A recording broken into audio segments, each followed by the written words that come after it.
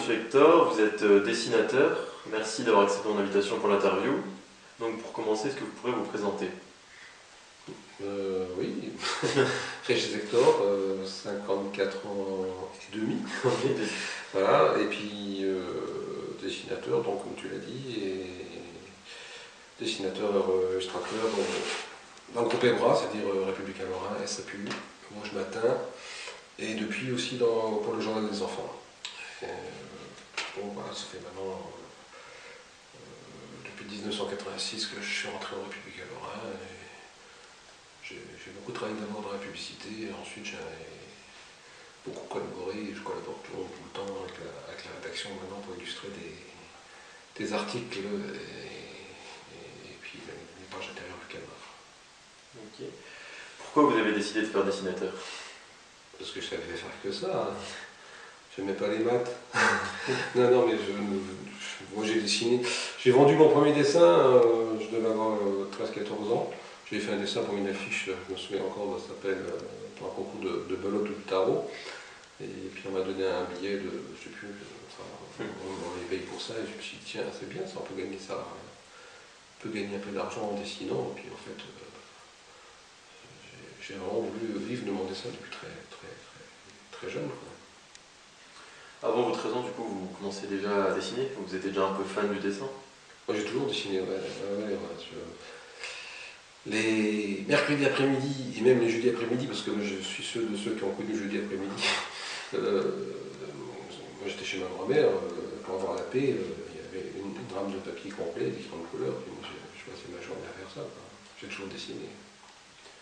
Du coup, votre jeunesse, il y a eu des événements particuliers qui vous ont donné envie plus particulièrement de se lancer dans le dessin? Non, mais moi j'ai toujours aimé, j'ai toujours apprécié le dessin. Dans le journal, je regardais toujours le dessin politique. Dans les journaux un petit peu people, à une époque il y avait des doubles pages avec plein de dessins de gags, avec des super auteurs. Moi je passais un temps fou à regarder dessus. Chez ma grand-mère, je lisais le journal dominicain. Quand j'allais exprès chez le coiffeur, pour te dire que j'avais souvent les cheveux courts à l'époque, parce que j'allais souvent chez le coiffeur pour lire le journal Tintin. Mes parents m'avaient abonné à Pif Gadget, puis je connaissais aussi Spirou, donc j'ai vraiment baigné dans un univers tout azimut de dessin comme ça. Donc c'est clair que j'en ai toujours fait usage dans mes activités, hein. Même au lycée, au collège, j'ai toujours dessiné. Je suis sur un projet cette année de BD, j'avance pas assez vite au bout de mon scénariste, que je comprends, hein, qui est journaliste, lui, qui est journaliste d'image en fait, hein, je suis reporter d'image. Et on est en train de préparer une BD sur le trafic d'ivoire en Afrique, sur le massacre notamment des éléphants. Et puis voilà, donc on verra hein, si ça va aboutir. Moi je vais faire quelques planches, puis on va proposer ça à un éditeur, parce que c'est jamais acquis. Hein. On présente, on peut nous dire non. Hein. Du coup, vu que vous avez pu dessiner des bandes dessinées, comment ça se passe la conception d'une planche de bande dessinée? Moi je fais toute la BD d'un coup. En fait. C'est-à-dire que quand je travaille souvent avec des scénaristes, pendant que lui il écrit l'histoire, parce qu'en fait on se met un peu d'accord sur l'histoire au départ, pendant que lui il est en train d'étayer l'histoire, de l'écrire en entier, de la découper planche par planche, moi dans l'instant je fais ma recherche de documentation via le net ou soit je vais sur place. Pour l'Afrique, je ne suis pas allé, hein, même si j'y avais été il y a quelques années, mais on a assez de documentation pour ça. Avec, grâce à Internet aussi, c'est le côté intelligent du net, c'est ça, c'est la source d'information qu'on peut avoir au niveau des images et tout. Bon, après, il faut savoir les trier. Et puis, une fois que je reçois les planches du scénariste, ben, moi je m'amuse à découper l'ensemble, l'intégralité de mon album en griffonnant. Ensuite, j'attaque mes crayonnés, l'ancrage, la couleur, le lettrage. Et après, bonjour monsieur l'éditeur, vous en voulez pas, bah tant pis. Du coup, vous avez parlé du remplissage, qu'il faut mettre les couleurs et tout ça. Donc, est-ce que, vu que vous avez commencé dans les années 80 à dessiner en presse, Est-ce que vous avez eu un changement au niveau quand les ordinateurs sont apparus? Est-ce que vous avez dû changer votre méthode de travail ou... Non, moi l'ordinateur c'est ma palette en fait. Moi je dessine toujours à la main, hein. Enfin je dessine pas grâce à l'ordinateur, je dessine toujours sur papier avec mon feutre, mes pinceaux, etc. C'est la mise en couleur et la mise au format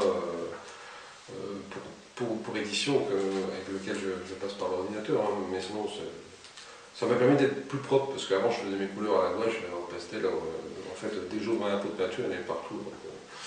C'est très propre. Donc maintenant c'est beaucoup. Et puis bon, l'intérêt de... Bon, beaucoup de gens n'aiment pas les couleurs informatiques, moi ça ne me dérange pas, surtout pour le dessin de presse où ça peut être un peu plus stark.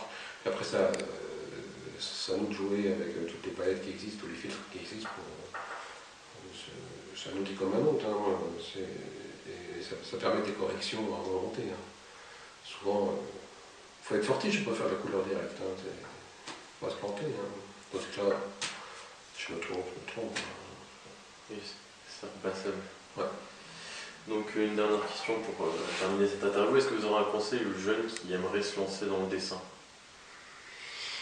D'avoir la foi dans ce qu'ils font, d'y croire, parce que c'est vraiment un métier passionnant, mais c'est aussi un métier dur.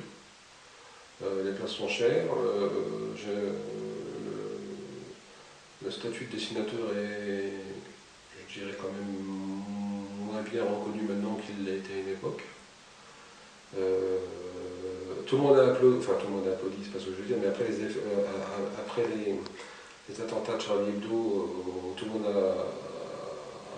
monde voulait parler de dessin de presse, on a été sollicité de tous les côtés, dessin de presse. Finalement, ça a un peu tombé, et on est de nouveau tombé un peu aux oubliettes. Je veux dire, je trouve que ouais, c'est une période pas facile pour les dessinateurs actuellement. Ouais. Donc je vous remercie d'avoir accepté ma demande d'interview et puis je vous souhaite bonne chance. Merci.